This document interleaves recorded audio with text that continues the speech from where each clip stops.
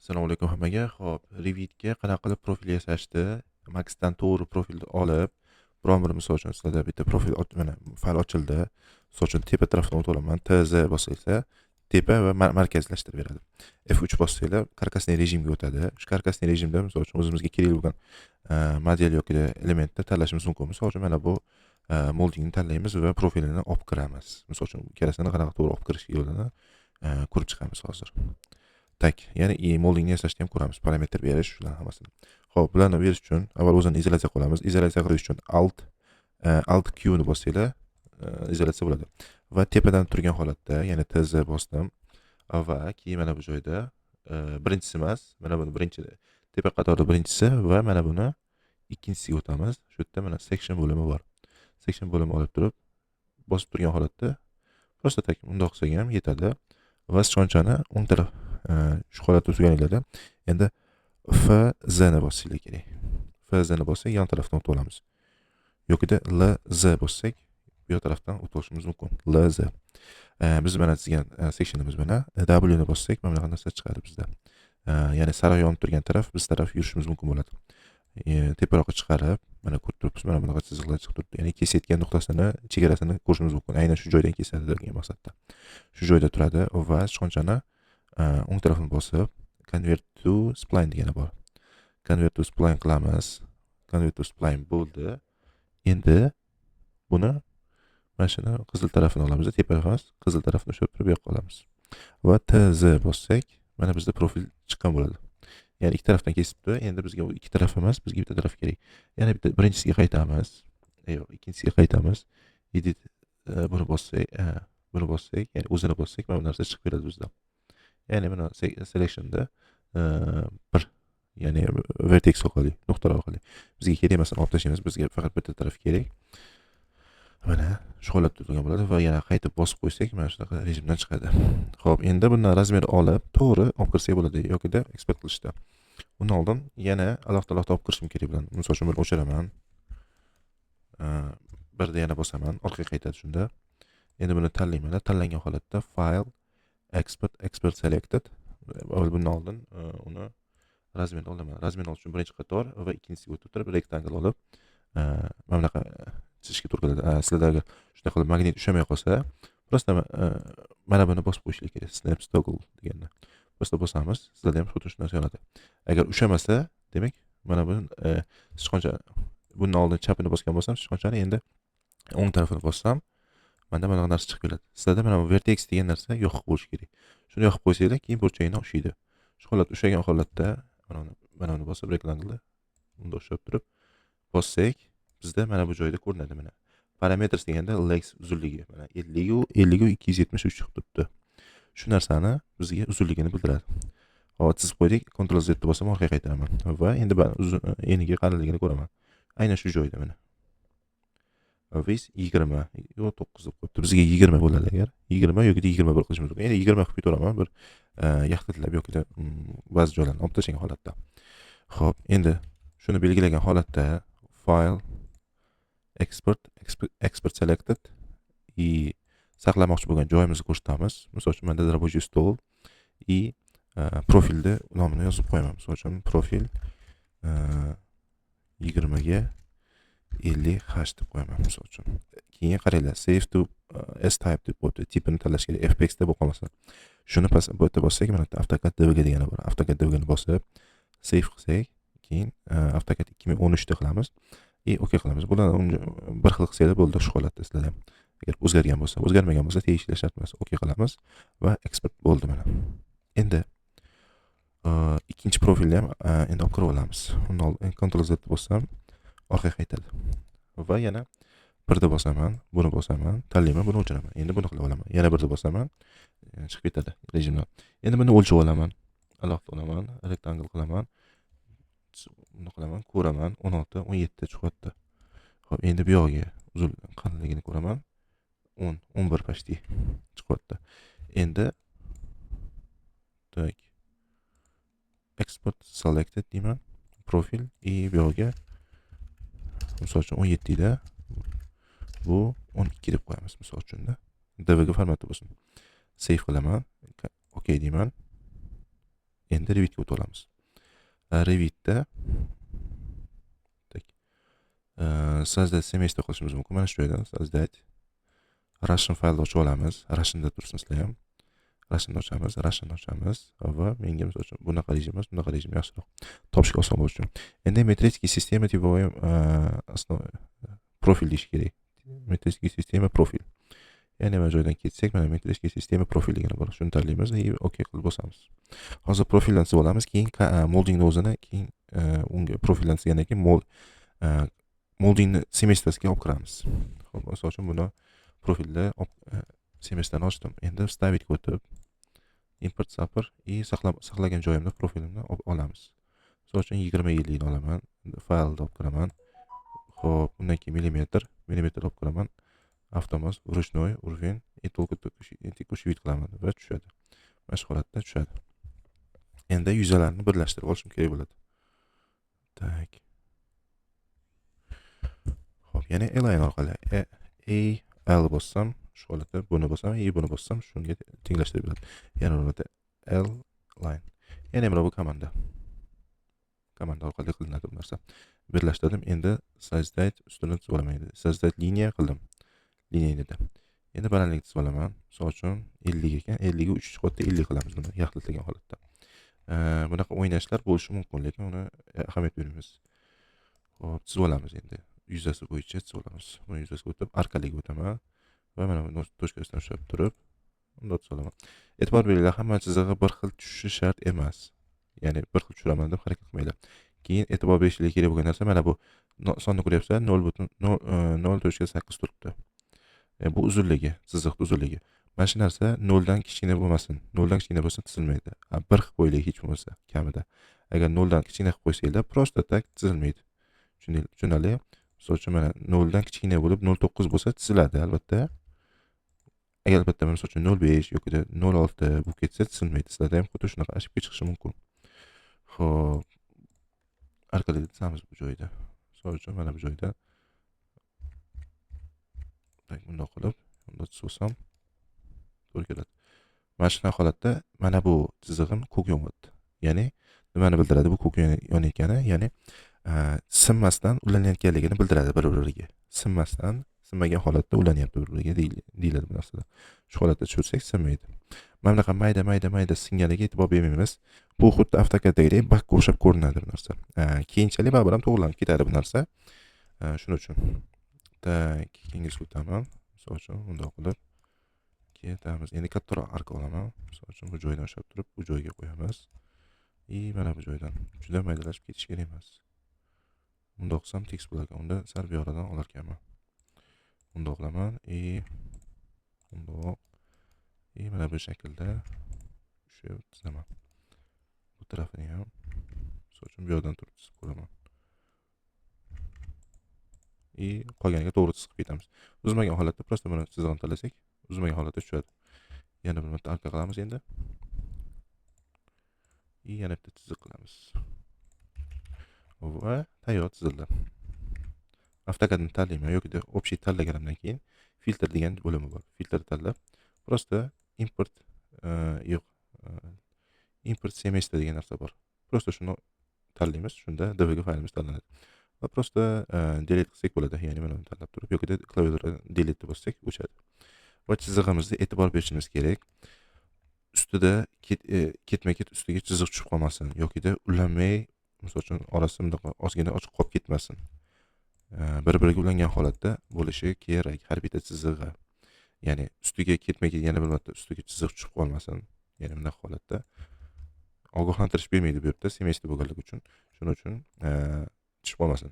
Agar tushib qolsa, mabodo tushib qolsa yoki chiziqlar ulanmasa, profilda to'g'ridan-to'g'ri nomini to'g'ri olib kirsangiz ham, hamma narsasini to'g'ri qildim deb o'ylaysiz ham, olib kirganingizdan keyin profillari tushadi, nomlari chiqadi, hamma narsasi chiqadi, lekin oxirida bitta narsa chiqmaydi, profil o'zi ko'rinmaydi.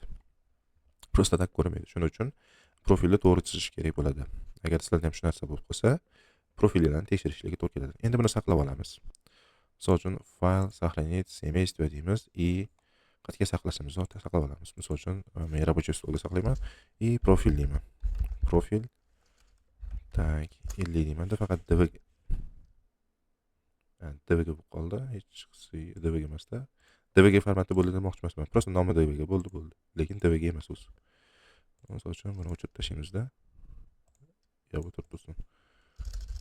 dvg da bo'lmasin deymanda. Mana bitta qilib qo'yinglar. Shunda bitta saqlanib bo'ladi. Saqlanib deymiz. Hozir menda ikkita bo'lib qoldi. Рабочий stolimga qaytsam, bu va mana bu bo'lib qoldi. Mana bu. Bu dvg emas, просто tak nomi dvg bo'ldi, lekin formatda baribir mana TIFF Revit Family bo'lib qoldi baribir. O'chirib tashlaymiz, bu tursin. Shu holatda qoldiramiz. Hozir buni yana ishlaymiz. Xo'p, endi buni o'chirib tashlaymizda ставить import zapper и nariga olib kirib olamiz 12 ga 17 ni. Bularning nastroykalarni xuddi shu shaklda buni tushiramiz.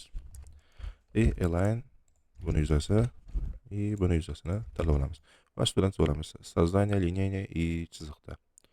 Bu joydan chizamiz. Misol uchun 17 qilamiz buni. Hop, bu chiziqni olib kelaman bu yoqdan ulaymiz. Tab bossak, aynan uchini ushlaydi. Uchini ushlagan ana to'rtburchak uchta rangdan ko'rishimiz mumkin. Ushlaganda to'rtburchak chiqadi. Xo'p, mana shu holatda chizib olaman. Bir xil chiqarishimiz shart emas. Ya'ni ko'p ham o'ynatavermaydi, lekin mana bunda ko'p o'ynab ketdi. Hozir bu bo'lmaydi. Bunda maydaroq qilamiz. Tab bosib qo'yapman. Bunda ham juda ko'p o'ynab ketyapti. Demak, orqaga qaytaramiz. Buni yana qayta to'g'ri chizib olamiz. Mana bu joydan turgan holatda. Faqat arkada chizamiz. Tab qilamanda shu holatda chizib olaman. Mana bu joyga endi to'xtayapti. Demak, shu joydan boshlaymiz. Tab qilaman bundoq tushaman. Bu yoqdan tushiramiz. Bu juda katta o'ynayapti, sezgan bo'lsanglar.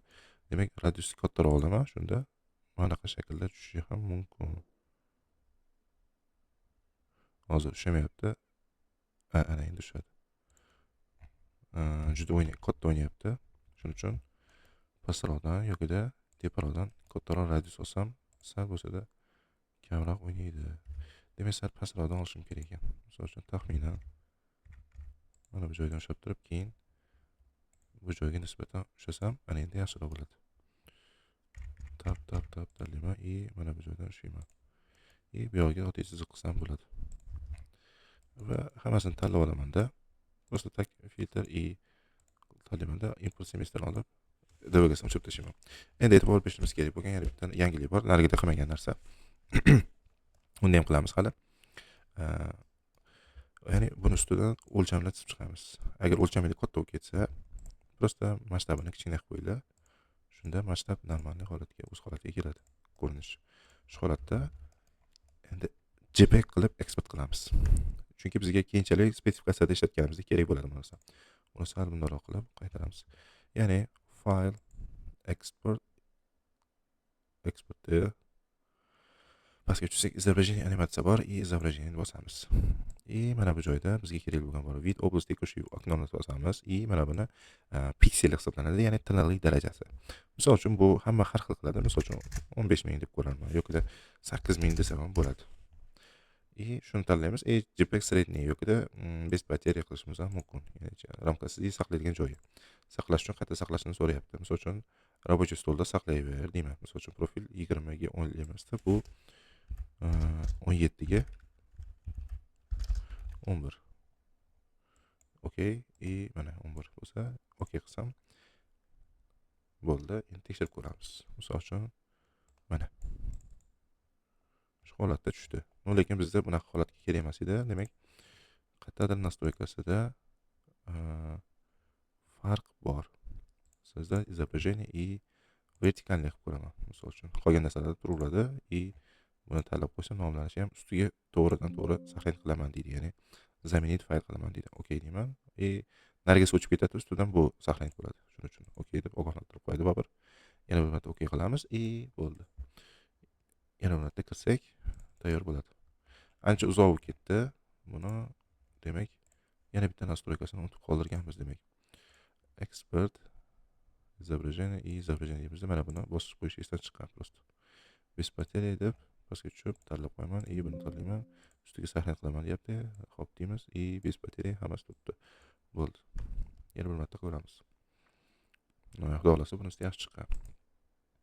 Bundoq ko'ramiz. Mana Agar bunaqa holatda bo'lib qolsa ham baribir ham o'zini anaqasida qilamiz agar izmit qilib rasmni o'zida. Shunaqa ozgina ishlar qilishimizga to'g'ri keladi ba'zida. Shu holatda olib kirishimizga olib turamiz. Сохранить deb qo'yamiz. Mana shu holatda qoladi bizga. Keyinchalik bizga kerak bo'ladi bu narsa. Mana bu JPEG. Chunki keyinchalik ishlatamiz.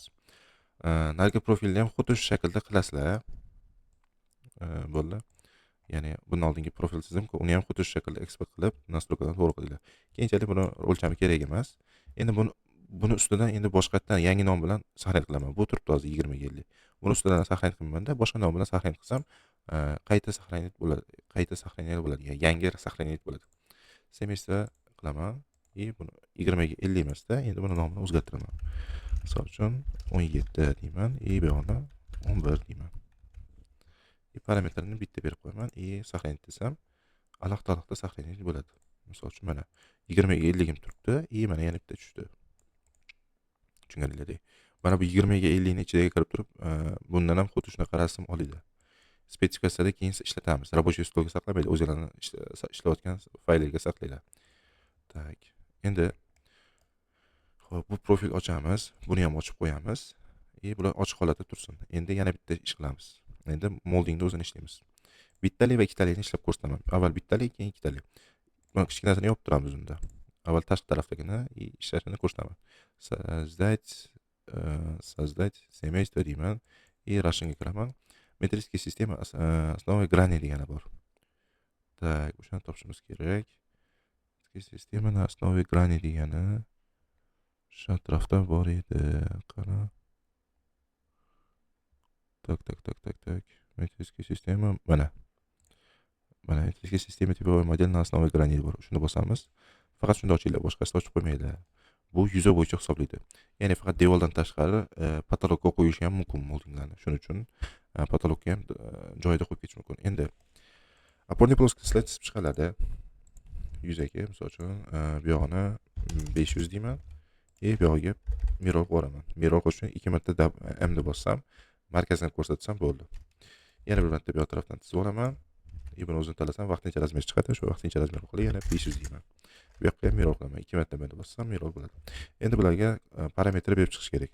DI deb bossam razmer qo'yib chiqish mumkin. Shu holatda joylashtirib olaman. EQ deb bossam markazlashtirib oladi, sentrlashadi. Yana bitta razmer beraman, bundan общий beraman. Ya'ni o'rtasiga bermayman. Shu holatda qoladi.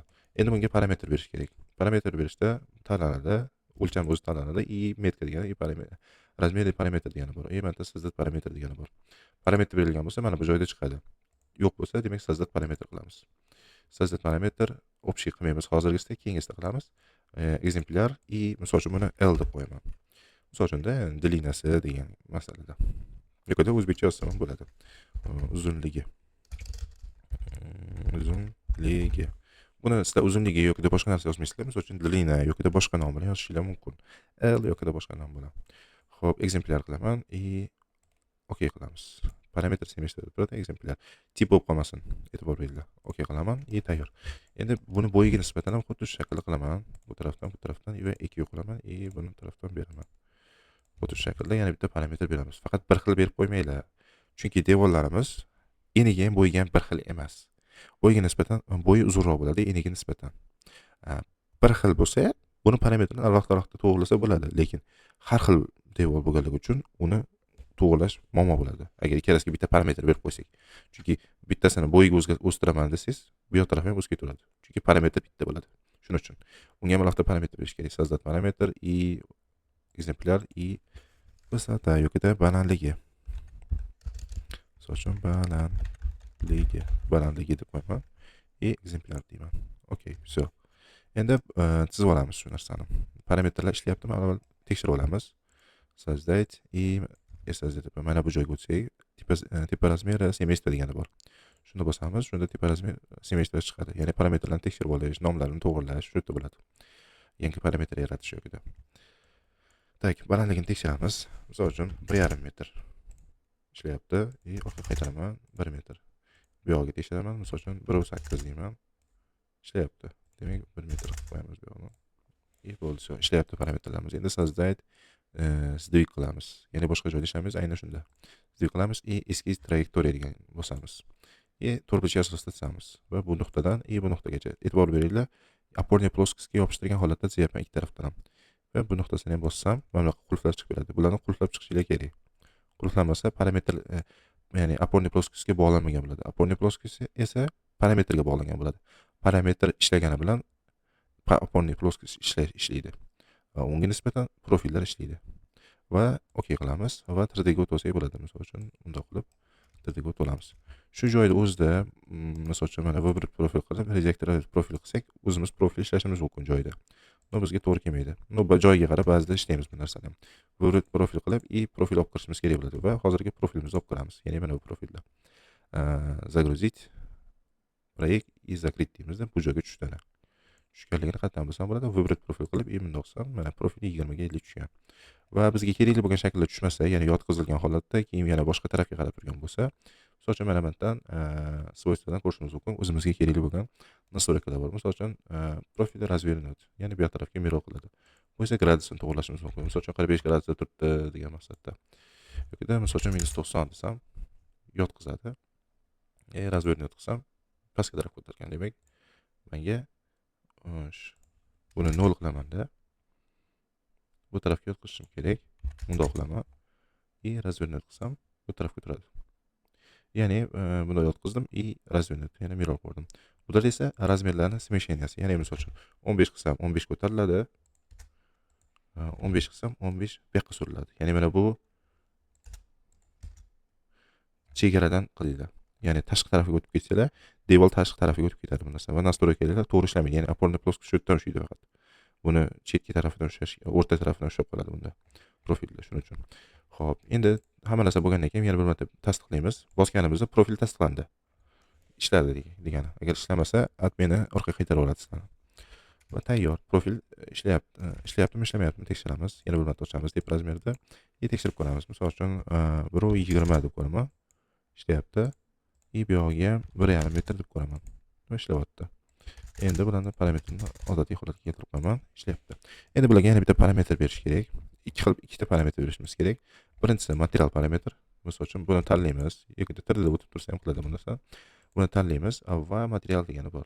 Material bermaylar bu yerda. Chunki har bitta proyektda alohida yoki har bitta devorda alohida rangda o'zgarishi mumkin material. Uning uchun shunchaki mana bunaqa kichkinagina назначение parametr semeyство, ya'ni kichkinagina точка nuqta bokscha bor, kichkina. Shuni ustiga bossak, bizga назначение parametr semeyство chiqadi. Mana bu joyda создать parametr degani bor. Parametr yaratib olsak bo'ladi. Общий parametr qilsak bo'ladi buni. Ekzemplyar bo'yicha qilamiz, ya'ni tip bo'yicha emas. Xolasizlar tip bo'yicha qilsak bo'ladi. Ya'ni tip har bitta devor uchun alohida bo'lsa, har bitta devor uchun tip o'zgarib boraveradi. Shuning uchun. Hop, materialni tanlaymiz. Sizlarda ham shu fob ochilgan bo'ladi. OK OK qilamiz, OK qilamiz. Bo'ldi. Shuni bosganimizda mana bunaqa parametr chiqadi shunda bizda. Ishlayotganligini bildiradi bu narsa. Mana ham tepa razmeri bosganimizda ham bu yerda parametr chiqib turadi. Xo'p, endi yana bitta parametr beramiz. Uning uchun bu joyga kiramiz. Aynan shu joyga. Mana yerda создать parametr degan bosamiz. Yana bitta parametr yaratish. Parametr yaratamiz. Faqat buni общий qilamiz. Ekzemplyar bo'yicha qilamiz. Выбрать deymiz. Длиннасini bosamiz. Ya'ni buni uzunligini topishimiz uchun bosamiz. OK qilamiz. Endi hozir buni uzunligini topishimiz uchun bunga parametr beramiz. Misol uchun buni bu yoq tarafdan o'tib olamiz. 1 metrga 1 metr ekan, общий uzunligi 4 metr bo'ladi. Endi buni hozir topishimiz uchun bunga formula beramiz. Ya'ni misol uchun qog'oz ochaman, buni qog'oz ichiga yozaman. Xo'sh, balandligi deb yozaman, plus deyman, uzunligi deb yozaman. Uzunligi va qog'oz tashqarisida yulduzcha 2 desam 2 ga ko'paytiradi va mana parametr ishlayotganligini bildiradi. 4 metr chiqaryapti. Premet 2090 tayyor. Shunda uzunlik o'zgaradi va parametr o'zgartirganimizda, misol uchun bir tarafini 1.5 metr, bir tarafini 1250 qilganimizda u o'zi ko'paytirib boraveradi bu narsani.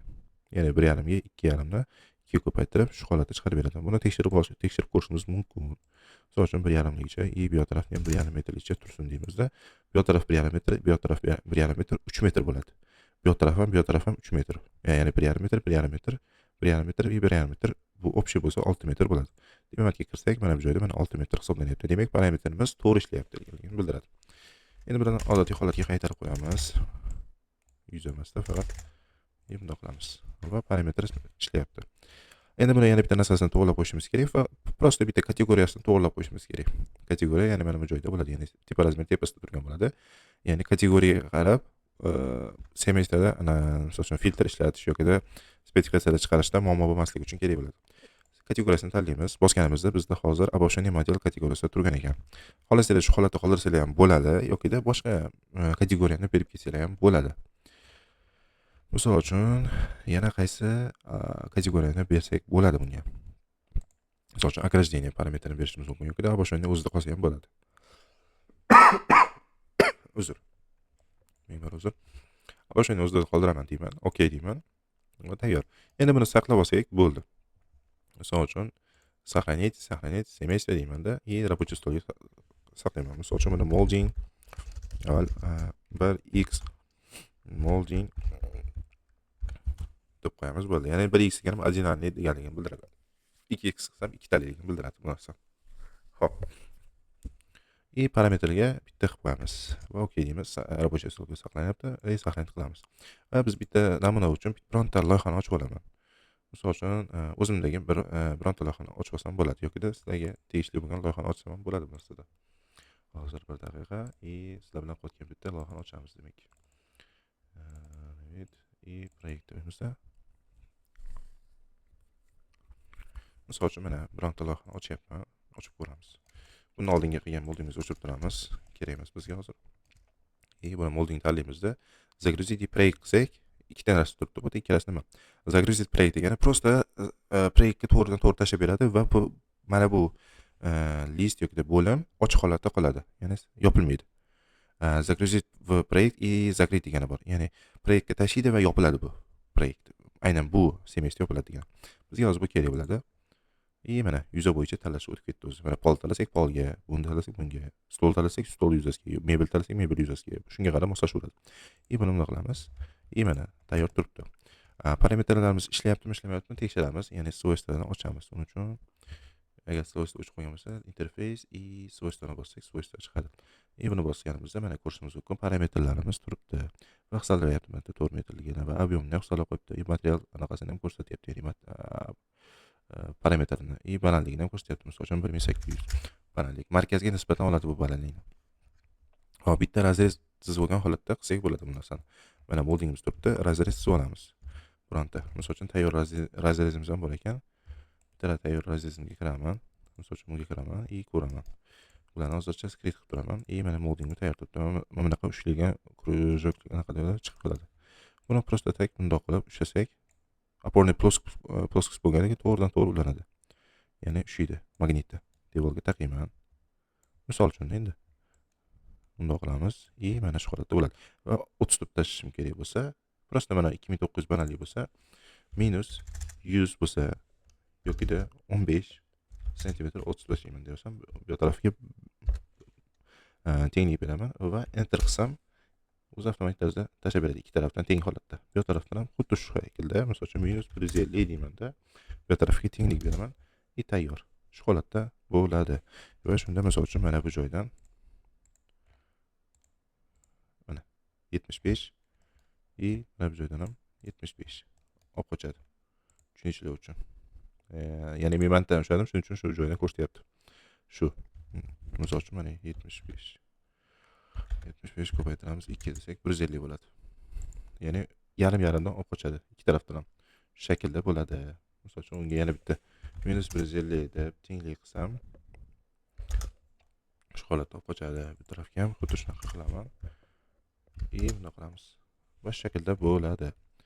Va mana moldingimiz chiqib turibdi. Va material berish odatda bilasizlar o'zingizlar. Bunga kirasizlar, material editor ochiladi, material berasizlar. Misol uchun o'zimizga kerak bo'lgan material tanlayman. Tayyor. Mana materialimiz, moldingimiz chiqib turibdi. Material ko'rsatgan holatda va balandligi, uzunligi misol uchun ko'rsatyapti. 9 metr 98 mm. 9 metr. Bu uzunligini hisoblab beribdi mana. Endi yana bitta savol, spetsifikatsiyada chiqarish masalasi. Buni bittalik yoki ikkitaligini ko'ramiz hozir.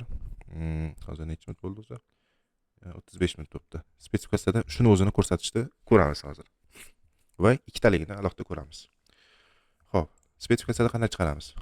Sozdать qilamiz, ya'ni wiki kiramiz, spetsifikatsiya, va deymiz spetsifikatsiya degani bor, vid bo'limida bu narsa.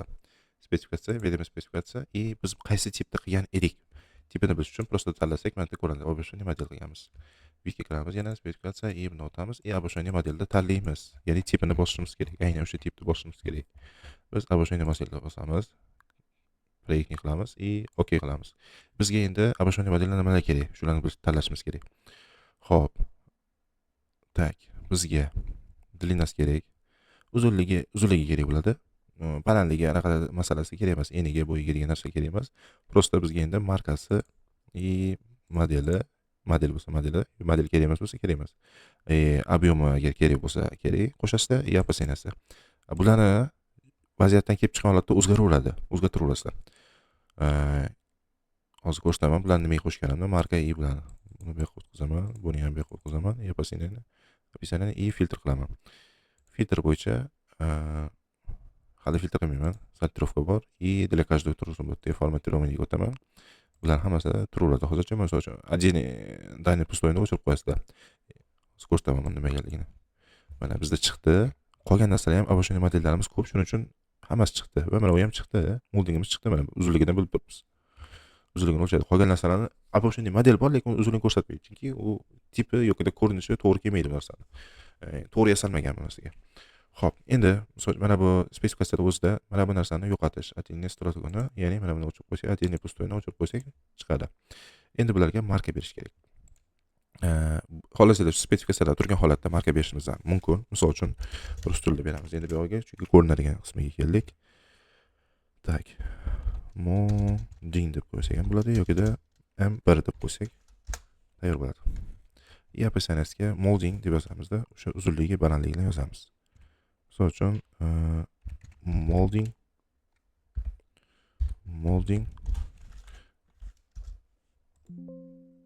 tasdiqlayman. Misol uchun buni esida bo'lsa profilni bitta qarab olaylik. Hozir bu saqlab tursin. Profil 20 ga 50 ekan. Demak, buni ham 20 ga 50 ruschada o'zbekchaga qarshi o'tkazaman и OK deyman. Shu holatda bo'ladi. Endi menga filtr kerak bo'ladi. Mana bu joyda другая boshqa narsalar ham bor. Boyaga tepada chiqqan mana bu narsalar bor-ku. Mana bu narsalar shular.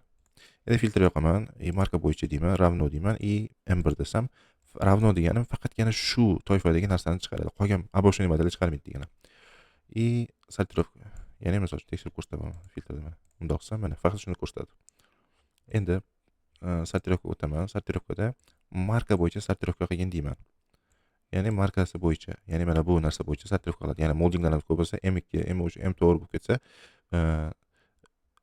misol uchun har xil yozsanglar, misol uchun M2 tepada, M3 pastda, M1 past o'rtada yotgan bo'lishi mumkin-da, sortirovka qilmaydi bu shaklda. Sortirovkani yoqib qo'ysanglar, keyin 1 deb yozsanglar, bu tepaga chiqib ketaveradi o'zi avtomatik tarzda buni. Hali ko'p ko'ramiz buni.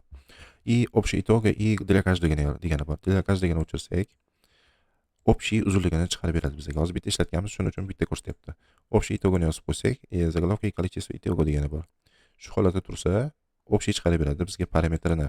Ya'ni mana bunaqa общий итог deb chiqarib turibdi. Hozir длинасini ham endi to'g'rilashimiz kerak. Sortirovkani qildik. Endi длинаga o'tib, bularni hammasini belgilab turib, влевoni pod center qilishim kerak. Sababi mana yozuvlar o'rtada turishi uchun. Bundoq qilib, bundoq ko'rishim mumkin. Sentrga turdi. Formatirованиеga qaytaman и длинani to'g'rilashim kerak. Нейросчитание degan narsani вычислить итого degan narsa bor. Ya'ni hammasini hisoblash degani. Shuni o'tkazib qo'yasizlar и format polani buni o'chirib и единицani, ya'ni bu yaxlitlash. Misol uchun bitta qilib qo'yaman buni yaxlitlashni и ko'rsatsam oxirida millimetr yoki sonini, единицасini. Bu ko'rsatsin deyman и metrda bersin deyman. Yoki santimetrda bersin deyman. Misol uchun metrda deyman. Metr desam, bu ham metrga o'giradi. OK desam и vidlarimizni o'zgartiradigan narsa kerak emas. OK deyman. Mana 9.1 metr chiqqan. Mana shu holatda bo'ladi. Mana bu joylarni ham o'zgartirib o'rasizlar. Misol uchun bundan kopiya olaman. Обошение model emas. Bundoq qilamiz. Spesifikatsiya molding deyman. Bironta listga misol uchun bironta misol uchun deyapman-da. Bundan chiqib ketaman. Listga tashlab olsam bo'ladi. Misol uchun buni spesifikatsiya vedomostiga o'tsam, mana so'roq turgan bo'ladi. Spesifikatsiya molding turibdi mana bizaniki. Shuni ushlab turgan holatda bunda tashlasam, shu holatda tushadi. Mana tayyor sizlarda. Moldingimizni qancha ko'paytirsak, shunga qarab o'zgaraveradi. Misol uchun mana molding yana bitta kopiya olib bandga qo'yib ko'raman. Bandga qo'yaman. Mana bu eshikka qo'yaman. Misol uchun mana bu devorga qo'ydim. Hozir tip bo'yicha hammasi bitta tip bo'yicha ketdi hammasi. Endi bularni planirashniga o'tsam o'zgarmagan bo'ladi. Sababi bular hammasi turibdi. Turibdi. Faqat bunday tushunarli. Spesifikatsiyaga o'taman. Bizda bu yerda markasini to'g'ri bermaganmiz shuning uchun. Markani boshqa narsa bo'yicha beraylik, chunki hammasiga alohida berib chiqishga to'g'ri kelyapti. Uning uchun misol uchun kommentariy tip razmer berib ko'raman. Prosta nomini marka deb berib ketaman. Center qilaman buni yozaman-da. Chiqish kerak bo'lgan narsa chiqmadi. Marka deb qo'yaman. Variant bo'lib qoldi. Sababi juda ko'p o'tdi. Shu paytda ajratib olish uchun sortirovkada общий итогini o'chirib, для каждого yoqib qo'ysak, alohida ko'rsatadi. Mana hamma ishlatgan moldinglarimiz turibdi. Prosta shuni M1 deb qo'yamiz va shunga o'xshash hammasini qilaman deyapti, so'rayapti bizdan hozir. Ya'ni данное изменение будет применение ко всем элементам следующего типа deb qo'ydi. Ya'ni shu xil tipdagi bo'lgan hammasiga xuddi shu narsani molding kommentariy tipi razmeri, ya'ni markasiga o'zgartiraman deyapti. Okey bossak, hammasi o'zgaradi. Va bizga filtrimizda boyagi filtrda ishlab turamiz endi. Filtrda kommentariy tipi razmer M1 deb qo'ysak, sortirovkani общий итог qilib, для каждого o'chirib qo'ysak, shunda okey qilsak, mana shu holatda 36.4 metr chiqdi. Va shunda bandda ham o'zgarib boraveradi. Endi mana bu narsani tekshirib ko'rishim mumkin. Xohlasam o'chiraman, buni ham o'chiraman. Ikkita qoldi faqat. Bunga o'tsam mana 18.2 metr chiqdi. Tushunarli degan umiddaman. Xuddi shu holatda o'zgartiraverasizlar. Spesifikatsiya hali masalasi bo'yicha hali chuqur ko'p kiramiz. Ungacha hozirgacha stop. Hammalarga rahmat.